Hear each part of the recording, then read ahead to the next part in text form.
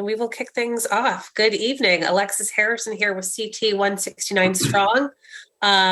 As most of you know, we're an all-volunteer, nonpartisan group dedicated to informing the residents on the many zoning and housing bills facing our legislator.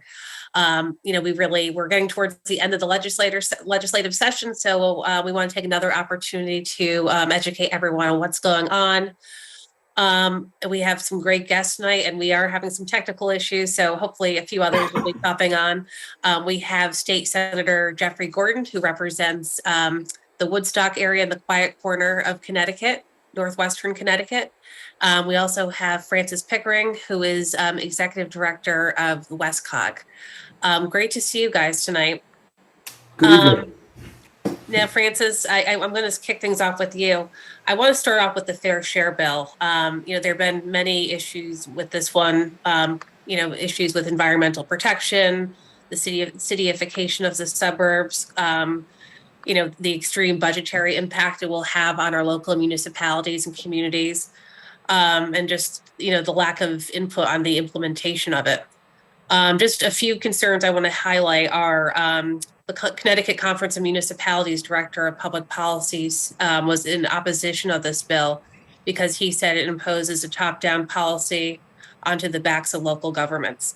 Can you explain what the Fair Share Bill is, how it will impact our communities, especially with the budgetary issue, because that's something that keeps on coming up a lot? Sure. And where we are in the process. Yeah, sure. And thank you, Alexis, for the invitation to come here tonight. We are a nonpartisan group at the COG, and we strongly support affordable housing. And this year, as every year, there are good bills, there are bad bills, and there are ugly bills. And just to be clear, there are good housing bills out there. I would categorize this as an ugly housing bill.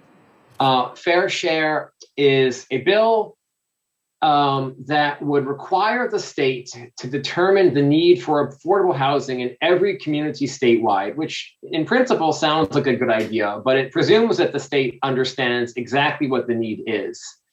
The sponsors of the bill, the Open Communities Alliance, have released a spreadsheet showing how many units would be built under Fair Share, their estimate in every community.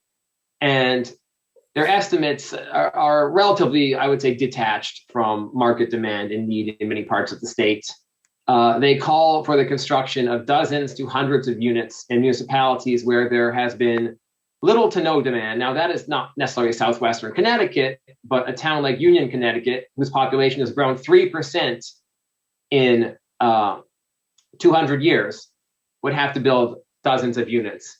Now, what's interesting about Fair Share is that under the proposal, every town, the state would determine how many units are needed in every town, at what income levels, with what number of bedrooms, what age of the residents, and whether owned or rented units. So it's very prescriptive in that regard.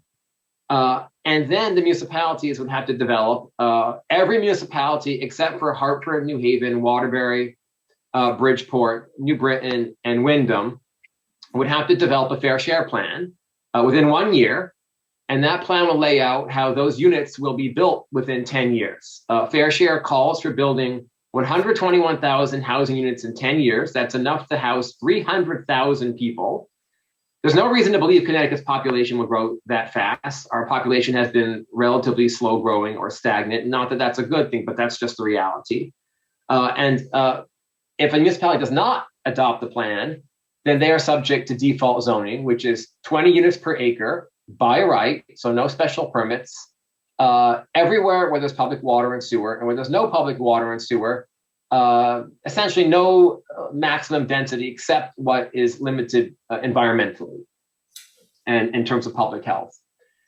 A lot of people have been concerned about the default zoning. I'm personally not so concerned about that because I think every municipality facing that specter would adopt a Fair Share plan. What's really concerning in the bill to me is that it puts the responsibility for housing creation on municipalities. So the bill provides extraordinary standing before the court for Open Communities Alliance and their partners to sue municipalities if the housing goals are not met within 3, 5, or 10 years.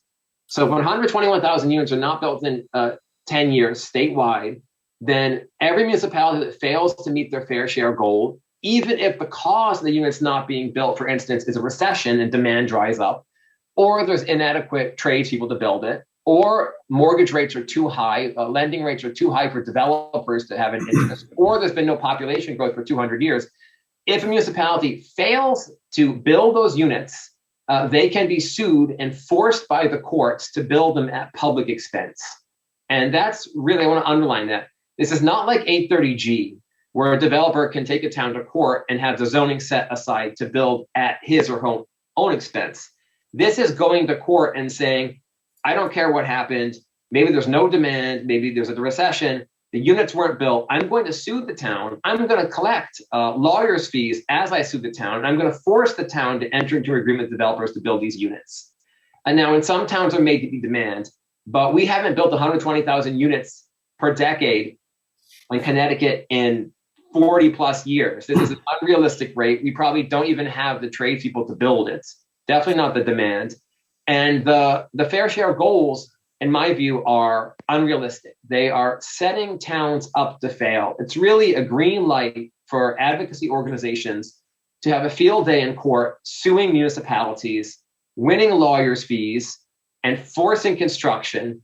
And the most disturbing thing about it is that it doesn't even respond to the needs of the people who are currently struggling to pay their mortgages or rents right now. Instead of helping them out, it says, look, we built a brand new housing unit of taxpayer expense somewhere else in the state, and maybe you can move there. Our estimate, and it's a very conservative estimate of the cost of fair share, is that it will cost $20 billion, which will be borne fully on the backs of local governments, which means by taxpayers. And that equates to a 20% increase in property taxes statewide. That would make Connecticut number one at something. Unfortunately, something ignominious, but we would be number one in the effective property tax burden in the entire country. We'd pull ahead of New Jersey, which is the inspiration for fair share.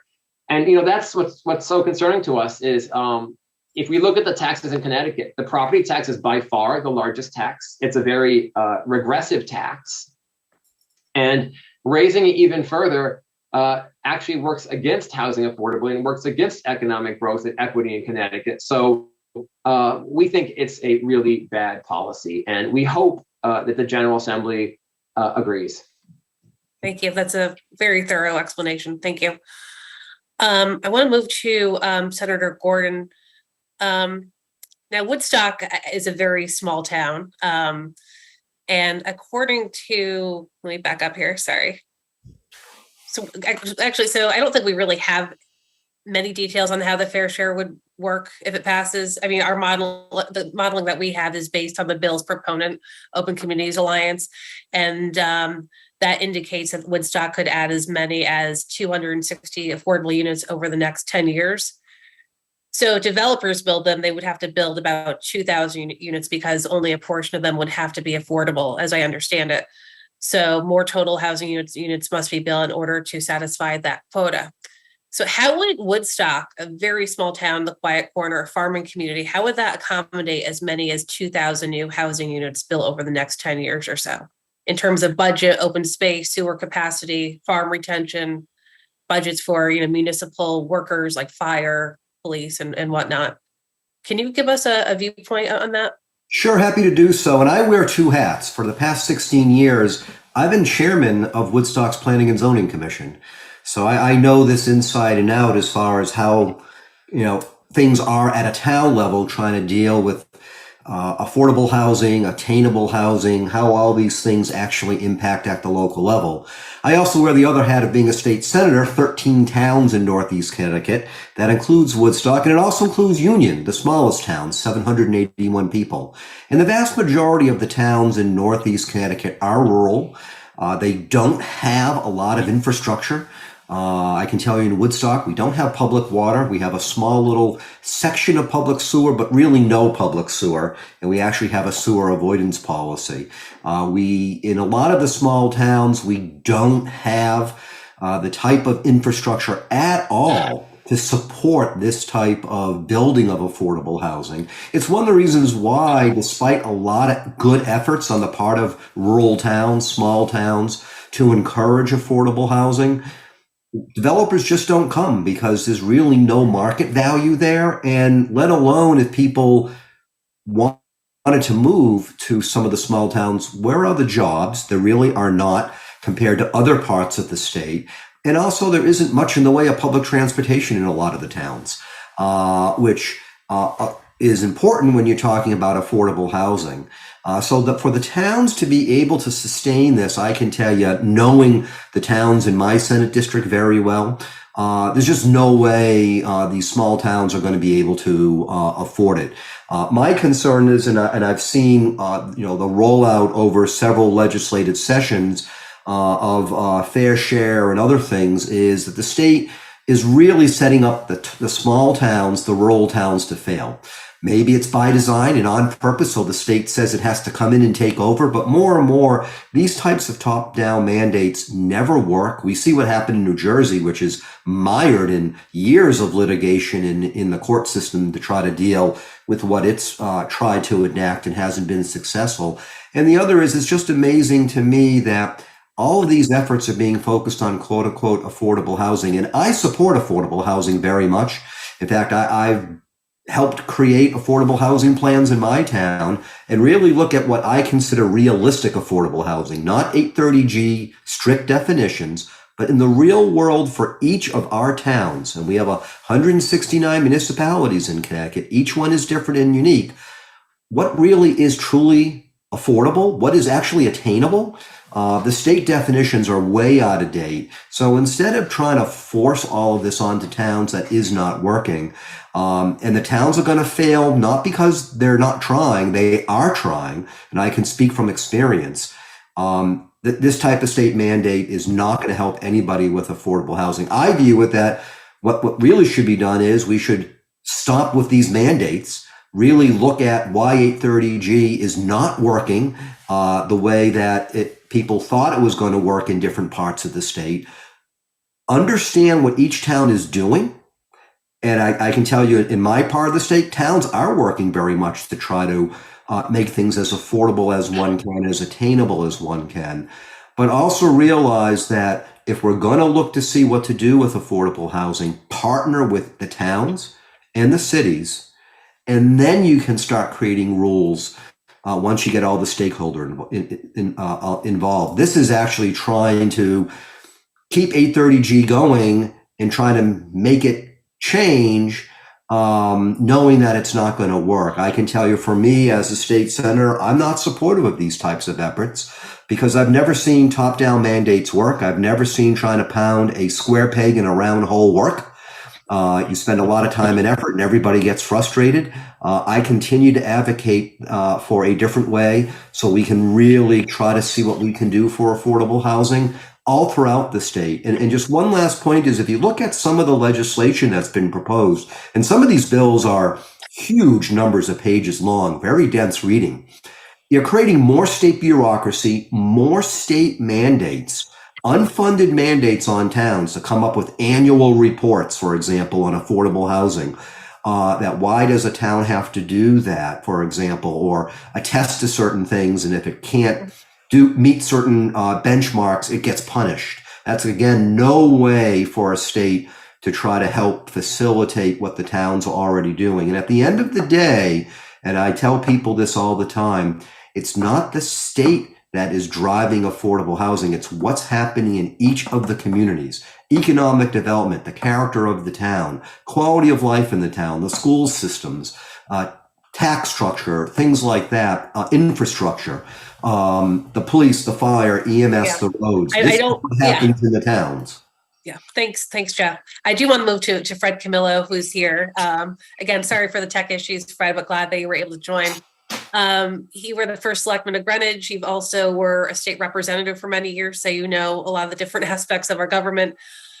What's your reaction to hearing the comments from Francis on the impact on a municipality if fair share were to pass? What would that impact look like for Greenwich?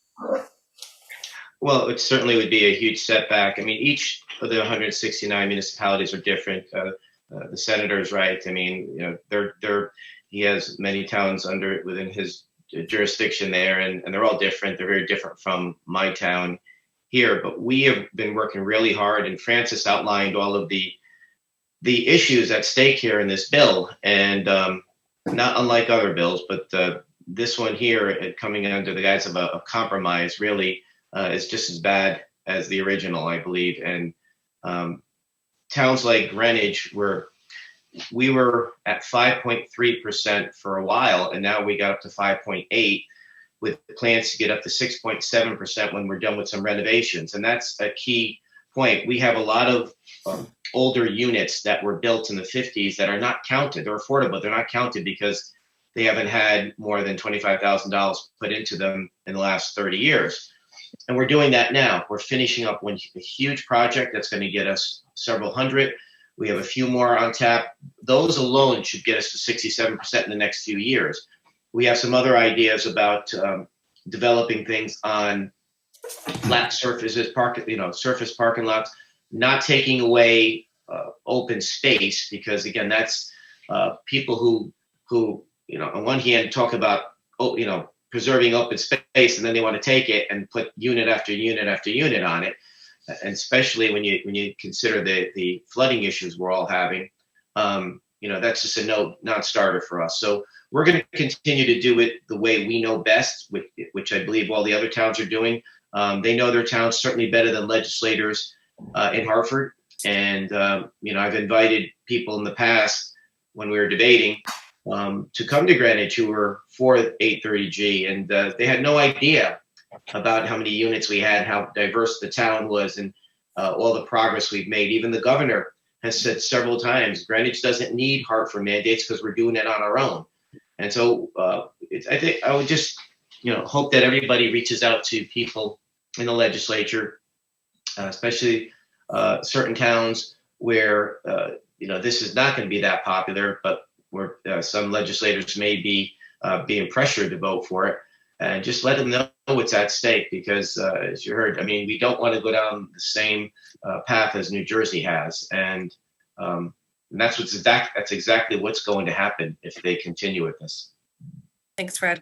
And I see the rest of our panelists have come in. Catherine Braun, an environmental attorney and a member of the Zoning Commission here in Fairfield, and Matthew Mandel, a Westport RTM member. He's also chairman of the P&Z subcommittee on the RTM. Kathy, environmental issues have been a big concern for you. Can you talk about what mass density looks like in our towns from an environmental standpoint? Does the state have goals in terms of preserving open space? Yes. In fact, the state has a goal of preserving 21% of all the land that exists as open space, about half of that at the town level and half of it at the state level. And according to the commission, the State Commission on Environmental Quality, it will take us 65 years to achieve that goal because of how slow it is going. It's very difficult, as you can imagine. You have development pressure, you have rules and regulations, you have budget issues, and you have a lot of development pressure. Now you have laws like this that are we're constantly fighting back on these bills. The bills that I've viewed in general have almost no accommodation for open space. There are bills that have carve-outs for things like wetlands, but even those are usually vaguely worded or incomplete. And they don't, there's nothing ever carved out that I can see for open space that's not already preserved by easement or by dedication as open space. There's plenty of open space out there we need to preserve. Add to that the issue of climate change, and not just coastal communities, but other communities will all be affected by flooding, by drought, by water supply, drinking water supplies. Open space helps with all of that. And if I've just done a lot of research on it, but forested areas provide what they call ecological services, which actually we should be paying for. We should pay people to preserve forested land undisturbed because it cleans the water, cleans the air, it sequesters carbon dioxide, and it also provides flood control and drought control. And I believe in the future, we're going to have to expand our wetlands protective buffers and our water company protective buffers to keep the water clean. And we're not doing that. And if we allow these laws to pass, these bills to pass, we're going to lose the open space we have. There's no one goal should not supersede the other goal. The need for affordable housing should not supersede the need to protect open space and to plan for our environmental health into the future. Yeah, thanks, Kathy. Matt Mandel, good to see you again. Sorry about the tech issues. Gotta love the Zoom world, but want to give you the floor because I know you've been very passionate about your community of Westport, and you've been very outspoken against the fair share bill and against some of the TOD bills like Live, Work, Ride. Tell us your standpoint, where you come from, and why you arrived at this decision. Well, there are numerous reasons why. Essentially, Westport has been, as Fred Camillo was talking about, Greenwich, working very hard to create affordable housing, and we've done a magnificent job. We have inclusionary zoning. It's the standard in the state, which is 20%. So anytime you want to build affordable housing or any kind of housing in the town, you have to apply 20% of it as affordable. So Westport is not getting the credit that it's due. And then we've created a standout affordability plan under 830J, and took our efforts, put it together, and we're willing to do this. But yet we now have the state coming down and saying we need to do fair share, we need to do Live, Work, Ride, and it basically supersedes the whole concept of us working on it on our own. But let's talk about what the bills actually are going to do. There has been no feasibility study for Live, Work, Ride or for fair share. There's been no economic impact study to see what would they be doing. We're essentially talking about playing with tens of billions of dollars of property value throughout the state. And what will happen to it? Will it go up? Will it go down? And when you start paying for all these things to build all the housing, and housing's costing about $500,000 a unit at this point. So when you're spending all of this money, what is that going to do to the underlying economic structure of the towns? And what will that do to taxes in that case? And I'd suggest that the people who are just hanging on, the people who are working the hardest, the working class, the lunch pail crew that own houses and are working on it are going to get priced out. And that's something I think that we should all be looking at as well. As a Democrat, it sort of pains me to think that the people who are major supporters of the Democratic Party are the working class group are going to be priced out by what occurs here. Because if they can't afford to live in the towns any longer because the infrastructure needs cost so much, you're going to be sending them out. So I think there needs to be some kind of study to see what will happen. We can't have people just voting and saying, oh, this is a wonderful idea, we should do it. Yes, it's a wonderful idea. We should be creating affordable housing. Westport wants to create affordable housing, but not 2,000 units. And how could it be done? You can't just ram that down people's throats and not realize what will the future impact be? Will it be good or bad? Now, we could talk about economic impacts. We could talk about environmental impacts as well. But there's a whole group of things. Why doesn't the legislature sit back and try to figure out what would occur if we do this before they pull the trigger and say, yes, let's do it? Yeah, thank you. Now we have some questions from the audience. We have some, I guess one person has a question about where is the proof about do we need this much affordable housing? Francis, you said earlier that we probably wouldn't need that many because we don't anticipate our population going up that high. But where are the numbers coming from? So if you look at the fair share bill, and they've cited various numbers, generally around 90,000 to 150,000 households in Connecticut pay an unsustainable fraction of their household income to rent or mortgage. And these people are called housing burdened. And the data on this is relatively solid. I don't think that I would dispute that there are people who are suffering because their incomes are out of proportion to what their housing costs are. The question is how you solve that. So if somebody comes to you and says, I'm having trouble making my rent or paying my mortgage, is the solution to help them pay their rent or pay their mortgage? Or is it to build a brand new house somewhere else in the States? Generally, the cheapest solution is the best solution. The cheapest solution are often the same. And in this case, it is helping them with their rent or mortgage. Unfortunately, Fair Share doesn't do that. What Fair Share does is it confuses people who are facing challenges paying their rent or mortgage but are not homeless with the need for additional housing.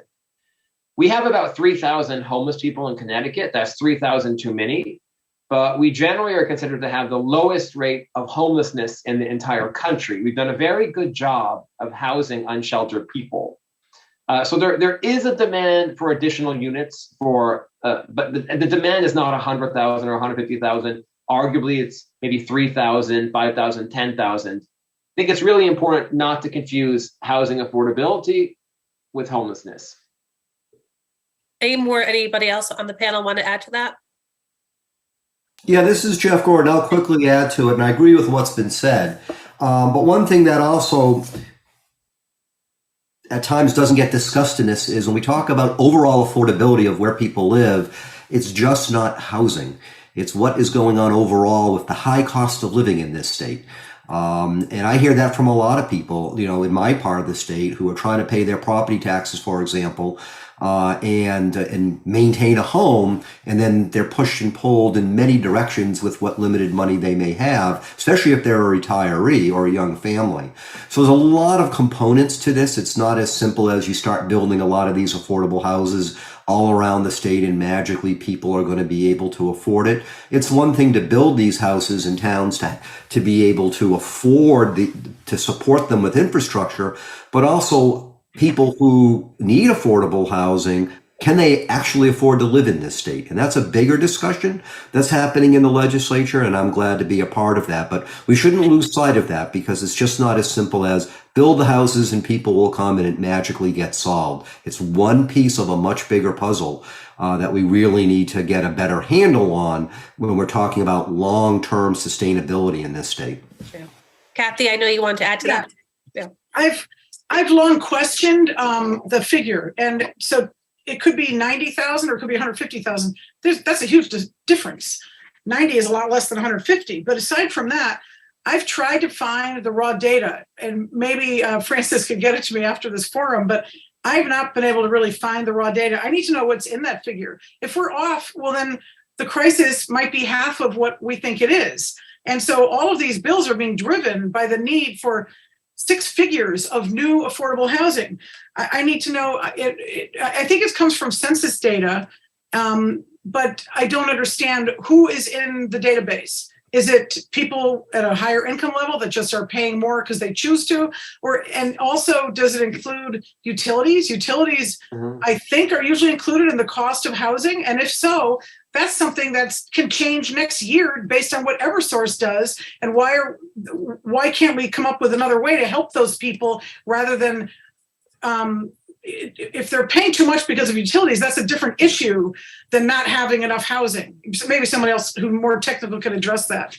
Yeah, Kathy, I can answer that. So this data is collected by the Census Bureau. It's self-reported data by homeowners and residents. It does bounce around somewhat because it's a sample. So you will see swings from quarter to quarter. So last quarter, we saw that Connecticut for one quarter had the tightest rental market in the country. And then the next quarter, it was average. So I do take it with a grain of salt. It's better to look, to average the data over more time so the margins of error or the confidence intervals decrease. But you're absolutely right that they do consider utilities in this. So anything that reduces utility costs is a plus for housing affordability. They do not consider transportation costs. And that's something that Jeff Gordon spoke to. If you can get by without a car, that's about 20% of your income you'll save right there. So housing near transit is key to helping people reduce their total costs. Unfortunately, they don't consider transportation. They do consider property taxes. And if you look at the state of Connecticut as a whole, the state varies dramatically by region. As a whole, Connecticut housing is relatively affordable compared to our income levels. I'm talking broad strokes here. This is the medians. What sets us apart is when you layer on top the energy costs and the property taxes. Then we pull ahead. But when you pull those out, the house itself is not that expensive as an estate median. Thank you. All right, more questions from this audience who's very engaged. I might pick on Francis again. Speaking of transportation, can you briefly explain the Live Work Ride bill? Yeah, so Live Work Ride. So fair share for those who are policy wonks or bill hounds is House Bill 6633. Live Work Ride is House Bill 6890. Now, Live Work Ride's premise is that we need to build more housing, and the housing should be located in your transit, because if you can get by without a car, you can save a lot of money, have more disposable income, which is absolutely correct. Where Live Work Ride goes off the proverbial rails is that it confuses there being some transit in a municipality with having high quality transit. So Live Work Ride says if a bus stops anywhere in your town once a day, then that town needs to rezone for higher density. And we know as a transportation planner, that's hogwash. Transit-oriented development only works when the transit runs to where you need to go. So if a bus stops once a day across town, doesn't take you to your job, your school, your bank, your doctor, et cetera, it's useless to you. And nobody's going to get in a car and drive to a local city bus. They might drive to an express bus, but not to a local city bus. In fact, Live Work Ride goes beyond that and says if a bus stops anywhere in a neighboring town, you have to rezone. So the bus stop might be 10 miles away, and yet your town has to rezone for higher densities, which generally can only be accommodated by public water and public sewer, or a miniaturized version of that called an alternative treatment system. These are all very expensive to build and maintain. They're beyond the capabilities of homeowner associations to maintain. So it's setting up standards that don't really work in practice. If we are going to do transit-oriented development, we really need to pull it back and focus on the high-quality transit, the commuter rail and the bus rapid transit, and not the bus that goes through town once or twice a day. Thanks, Francis. Alexis, may I continue? Yeah, please. Yeah. Live Work Ride. Well, there are a couple of aspects of Work Ride. Francis talked about where it's located, but it doesn't address affordability. And that's the funny thing about it, which is, the whole concept here, we're supposed to be creating affordable housing, but they don't have affordability kick in until you build 10 units on an acre. So any developer in a more wealthy community is going to bypass that and just build 9 and 9 again and 9 again and 9 again. And what will happen is they're just going to look to densify the area, take their money and run, and not actually create any affordability. So that's a gigantic miss in Live Work Ride. The other aspect is as Francis talked about, along the commuter rail, but we're talking essentially Metro North. But if you look at the DEP's own information, their own maps, and talking about global warming and sea rise, it's going to be all along the Metro North corridor. Essentially, if you look at Westport specifically, within 20 years at high tide, the train itself might be inaccessible. So is this exactly where we're supposed to be densifying and putting all of this infrastructure in and all of these people, if in the end, global warming is just going to wipe out all of this area? So that's a big problem. The other aspect is the goal of Live, Work, Ride, and Desegregate Connecticut has said numerous times, is to build enough density and build enough housing that it will ultimately upset the infrastructure, the underlying property value infrastructure, to then drop all prices down so that there's more affordability that way naturally occurring. But in doing that, you're definitely buckling the underlying property values of the people who currently live there. And again, it comes back to that same argument I gave before, that the very people who have made it and are working hard to stay there are going to be the first ones to get it in the neck. And that's the problem. That's where we need to look at what will happen if these things do occur. I mean, I could go on for a lot more, but I think they got more questions. Yeah. And I think it's also important to note that Work, Live, Ride is an opt-in. And towns that don't opt in, they would face the termination of various brownfield remediation funding. Well, that's not really an opt-in, is it? An opt-in is saying, hey, do you want to do it or don't you want to do it? Right. This way it says you want to do it or don't want to do it, but if you don't want to do it, we're going to cut off all your money. That's not really an opt-in. That's a twist your arm in. And I have no problem if any particular town wants to do it and go for it, they should be able to. And I think the state should help them do it. But towns that have other ideas in doing it, such as Westport and how we're creating affordable housing, we shouldn't be forced to do it. And I think that's where the opt-in should really be an opt-in. And I think they should be looking at how to create real affordability and not allowing developers just to be able to come in and build what they want and leave without giving this town or the affordability any, say. Yeah. Thanks, Matt, for adding to that. Then, Fred, I want to go back to you because, it seems to me that Work, Live, Ride actually punishes towns who have actually taken great initiatives when it comes to transit-oriented development. I know a number of towns have done that in Connecticut. What's the story with TOD in Greenwich? Well, we around our train station, especially our main one in Greenwich, we have lots of multifamily homes, lots within walking distance of the train. So these TOD bills that were they, going to mandate, how many certain amount of units per acre, I think it's 15, basically outlawing single family zoning, especially where our train station is located right near the water. And we're already having an issue with flooding like every other, of the other 168 municipalities. So it's every way you turn on this, these are bad bills and bad ideas. And again, and I agree with Matt, it just ends up hurting the people we're trying to help. And it prices them out, but it also puts a burden on everybody else. And it's by way of threat. Basically, they threaten you with these bills. And we just have to reach out to the legislators all around the state and give them the facts and talk about what's happened in New Jersey and talk about the successes. It's not always protesting and saying these are bad bills. It's talking about what we're doing and all the success stories we have. And that is, I think, the way to lead for the towns like where the senator represents. Yeah, some of them, he's right. What are you going to do? Their jobs aren't there. Their infrastructures aren't set up for it.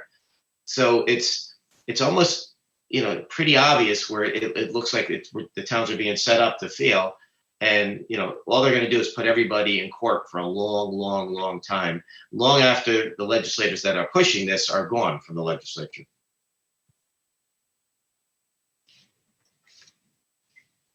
Questions here. Now, can someone talk more about the litigation aspect of fair share and how, who would have standing? I know, Francis, you talked about that in the beginning, but can you go back to that? I think that's something people want to really dive into. Yeah, so it's an interesting model. Fair share emerged out of a court case in New Jersey in 1975. A series of court cases went to their Supreme Court called the Mount Laurel cases. And they have a different constitution than we do.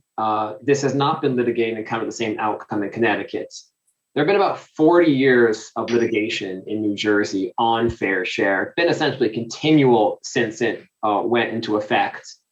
And generally speaking, to sue a town, you have to, to sue anybody in court, you have to have standing. Standing is a fundamental principle of our legal system. And you have to have suffered an actual injury and sue for it. Fair share would essentially say affordable housing advocates and the developers of affordable housing would not have to suffer any injury. In fact, they would not even have to be involved in a town. They would be automatically granted standing and could sue the town if the requisite housing units are not built, even if it's not the town's fault they haven't been built. So it basically gives them if somebody tried to sue a town right now on these grounds, they would be thrown out for lack of standing. And that's what's so concerning about it. And there's an incentive for, as I mentioned before, the targets that are set for the towns are completely unrealistic. Even the private sector couldn't meet them right now. Even if you paid every developer in Connecticut, you probably could not meet them. So they've set up unrealistic targets. Fair share does provide attorney's fees for the plaintiffs in the cases. And the plaintiff could be an affordable housing developer, and the court could order the town then to hire that developer to build the housing. So it's a really concerning model with respect to good governance.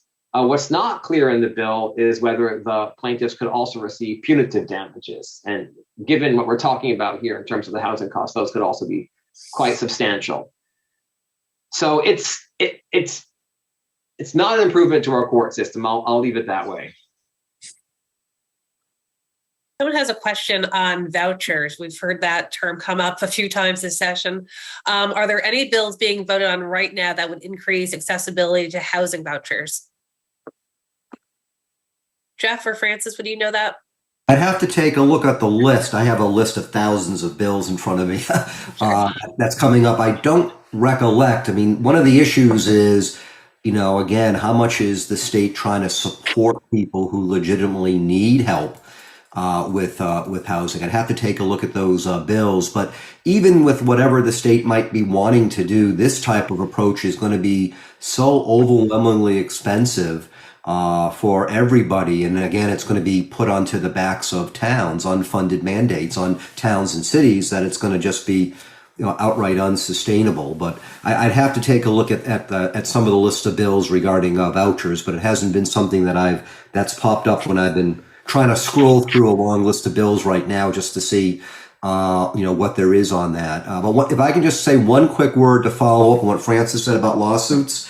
For small towns or any town, lawsuits are massively expensive. I can tell you, as a planning and zoning commissioner, we take great pains to make certain we're crossing the T's, dotting the I's, doing everything we're supposed to be doing legally, because you don't want to be sued. Towns just can't afford that. This upends it and makes it easy to sue towns. And what will happen is towns that are not going to be able to fund a defense, and I can see my towns in my district not being able to afford that. They're just going to throw up their hands and say, fine, we have no choice. We just have to go with whatever, is being, pushed on us, because we have no way to fund a fight, even if the towns are in the right. And that's a terrible way to set public policy. Is to threaten towns with expensive lawsuits. You're going to create a bad product, and that's not what we want for public policy. On the voucher issue, vouchers are, economists like vouchers because they put the power in the hands of the people who need housing, and they can decide where to live. The challenge with vouchers, many of you have probably seen that 50% of the vouchers in Connecticut go unused for various reasons, and that's unacceptable. Even if they were used, we have two issues with vouchers. One is there are not enough vouchers. The wait list is huge. In fact, there are wait lists across the state because we don't have one statewide wait list, which just boggles the mind. The second thing is with the increase in housing costs, which is really not arguably driven by zoning. Zoning in many towns hasn't changed for decades. It's been driven by the market and by inflation and many other factors.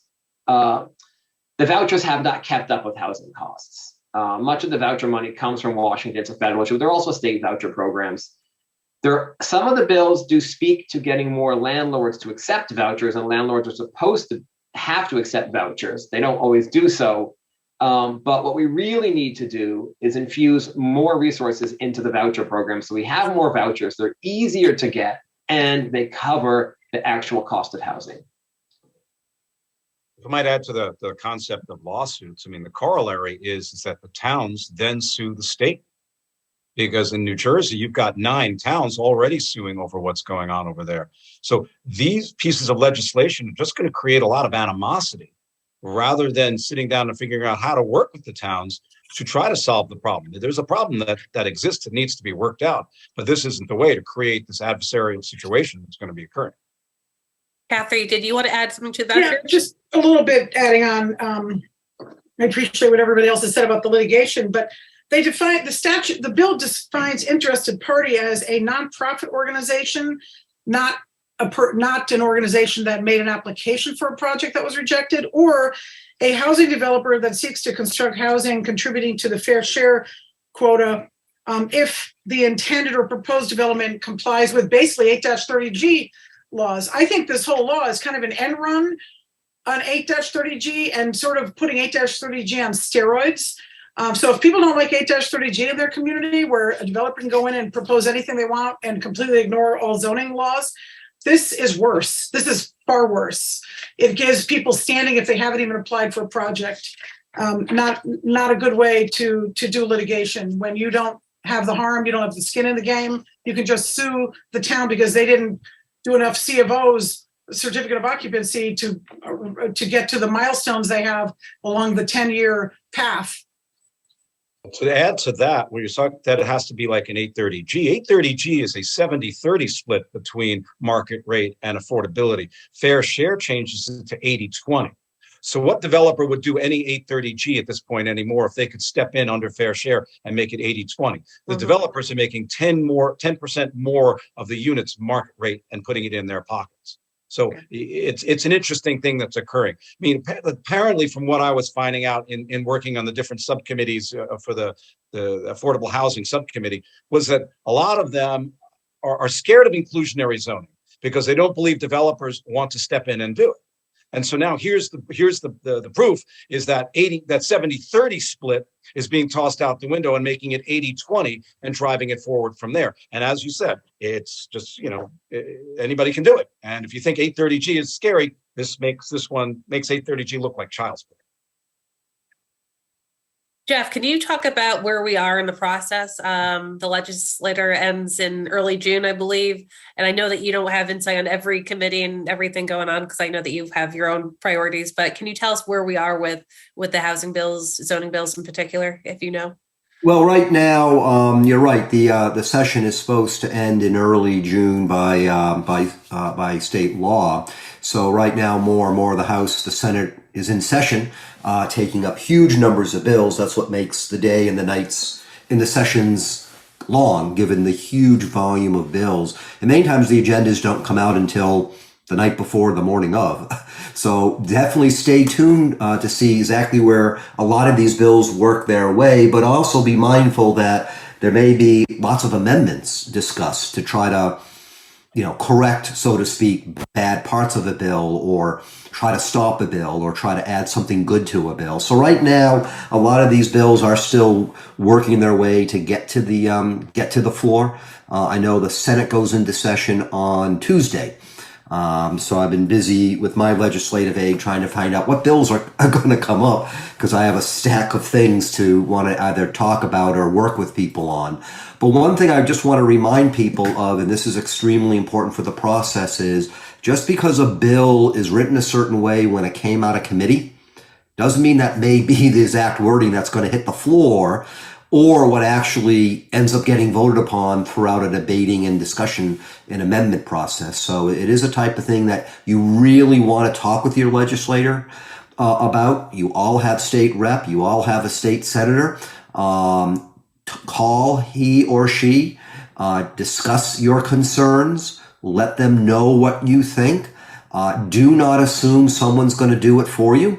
Or don't let somebody speak for you, because when it comes to making local decisions in your town, that is your right. You know best about what's best for your town. So speak up. I know some of my fellow panelists talked about wanting to make certain that senators and representatives hear from people. This, if you haven't already done so, this is a key time to do so, because once these bills start hitting the floor, that's not a time to start trying to track down your senator or representative. So by all means, email, send a letter. You see he or she out and about in the district, call the office. There's multiple ways to get through, but the more that we can hear from people, the better. I can tell you when I'm out and about in my 13 towns and talk with people about this, number one, a lot of people don't realize this is stuff happening.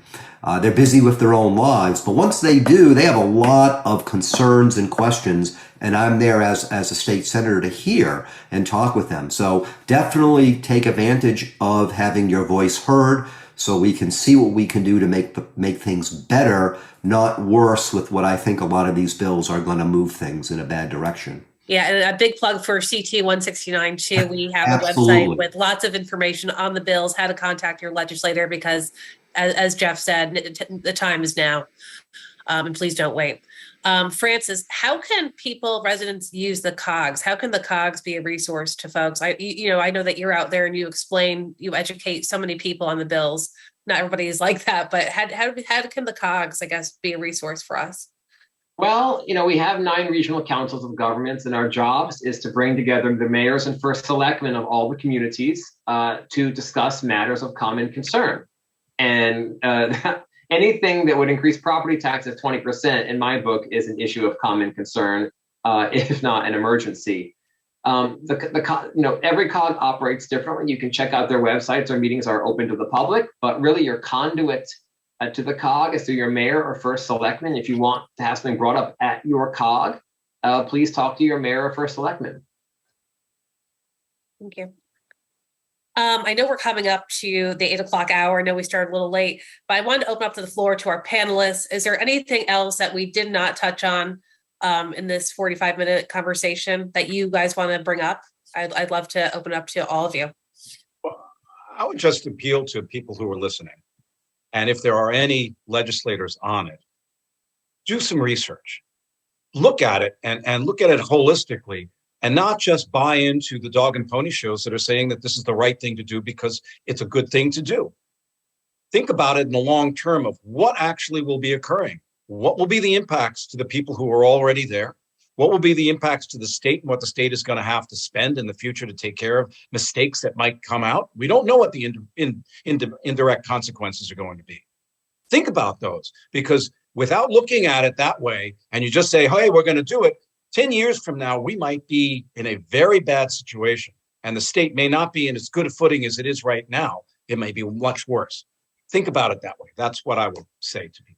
Yeah. If I can just quickly follow up on that, that's extremely important, because if you start building these things and you don't have forethought and foresight and you just march ahead, yes, unintended consequences seem to happen all the time, but we're talking about use of land and effects in people's neighborhoods and communities and towns. That is not something you can easily undo, especially if it starts affecting natural resources. And there are a lot of small rural towns that depend upon those natural resources for their water supply, for example, and don't have public water. So that's why I'm an advocate for saying, why is there this rush? We all support promoting and supporting reasonable and responsible affordable housing, but don't rush it. We should take a pause right now, not create more mandates, get all the stakeholders together, work with every town and city, and see what we can actually do before you start doing something. And then you turn around and say, well, it didn't work. We made a lot of mistakes. So now let's figure out what to do. That's a terrible situation to put people in. Yeah, it is. Catherine, did you want to say something? Sure, yeah. I just want to say that land is not what we call a fungible good. It's not exchangeable. Money is. You can help people with their utility bills, but once you take away the land, it can't be replaced. And it goes along with what everybody else has been saying. I do challenge the amount that is claimed to be needed, because I do believe it includes things like utility bills.